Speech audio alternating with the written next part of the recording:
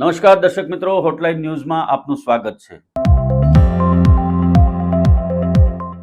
સુરત શહેરમાં ખાણીપીણીની ચીજ વસ્તુઓમાં ભેળસેળ હવે સામાન્ય બાબત બની ગઈ છે અને મહાનગરપાલિકાનું આરોગ્ય વિભાગ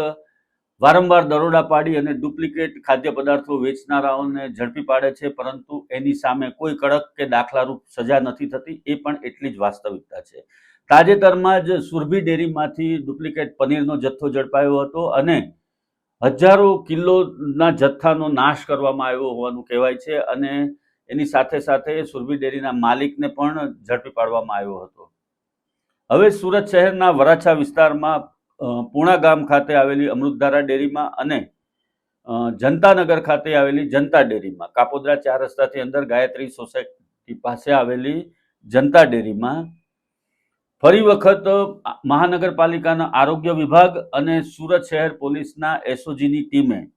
સંયુક્ત રીતે દરોડા પાડી અને બંને સ્થળેથી પામ ઓઇલનો જથ્થો પકડી પાડ્યો છે અને આ પામ ઓઇલમાંથી પોલીસને અને આ મહાનગરપાલિકાની ટીમને એવી શંકા છે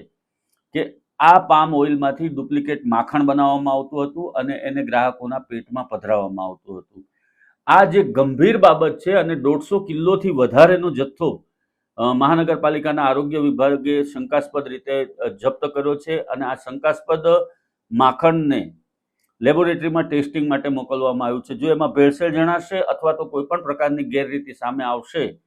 તો ચોક્કસપણે એમની સામે કાયદાકીય કાર્યવાહી કરવામાં આવશે અને પોલીસ ફરિયાદ પણ દાખલ કરવામાં આવશે, એવું હાલમાં મહાનગરપાલિકાના સૂત્રો જણાવી રહ્યા છે। શહેરીજનોના આરોગ્ય સાથે ખુલ્લેઆમ ચેડા કરતા અને નફાખોરી માટે અને રૂપિયા રળી લેવાની લાયમાં આ લોકો શહેરીજનોના આરોગ્ય સાથે ગંભીર ચેડા કરી રહ્યા છે, ત્યારે શહેરીજનોએ પણ હવે જાગૃત થવાની જરૂર છે અને આવા પ્રકારના કૃત્ય કરનારા સામે અથવા તો એમનો બહિષ્કાર કરી અને પગલાં લેવામાં આવે એ આવશ્યક છે।